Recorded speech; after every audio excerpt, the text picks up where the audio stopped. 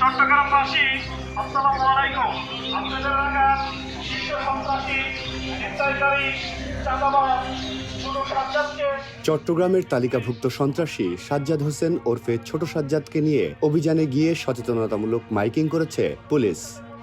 যদি কোনো সন্ত্রাসী এই চট্টগ্রামে এই আনাচে কানাচে গতকাল সোমবার দুপুরে নগরীর বায়েজিদ বোস্তামি থানার অক্সিজেন এলাকায় এবং গত রবিবার রাতে জেলার রাউজানে তাকে নিয়ে 2 দফায় অভিযান চালানো হয়। এ সময় রিমান্ডে থাকা এই সন্ত্রাসীকে রাস্তায় হাঁটিয়ে মাইকিং করা হয়।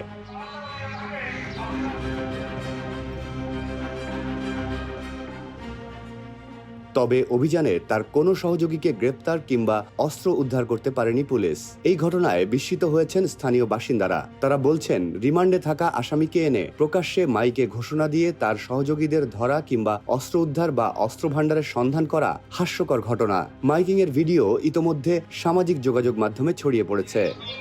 চট্টগ্রামবাসী আসসালামু আলাইকুম।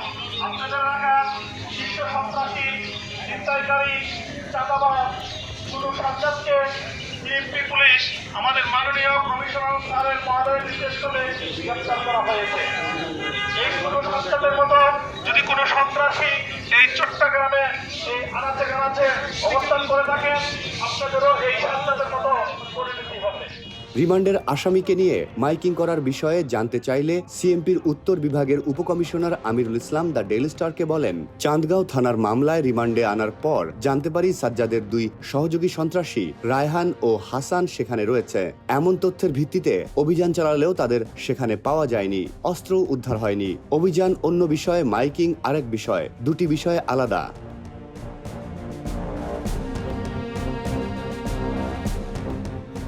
চট্টগ্রামের police super Saiful Islam Shanto the Daily স্টারকে জানান, ছোট সাজ্জাদের সহযোগীরা রাউজান ও আশেপাশের রাবার বাগান এলাকায় আত্মগোপন থাকে। তারা নানা অস্ত্র ব্যবহার করে। অভিযানে গেলে পুলিশের ওপর হামলার ইতিহাস আছে। ওই পাহাড়ি এলাকায় সমন্বিত অভিযান দরকার।